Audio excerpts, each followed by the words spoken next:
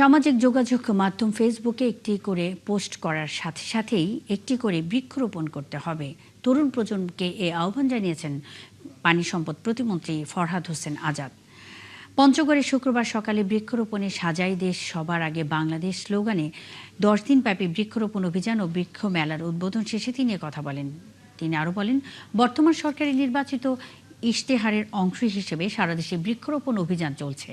আগামী 5 বছরে 25 কোটি বৃক্ষরোপণের পরিকল্পনা হাতে নেওয়া হয়েছে। এ কারণে সবাইকে একটি করে বৃক্ষরোপণ করতে হবে বলেও জানান তিনি।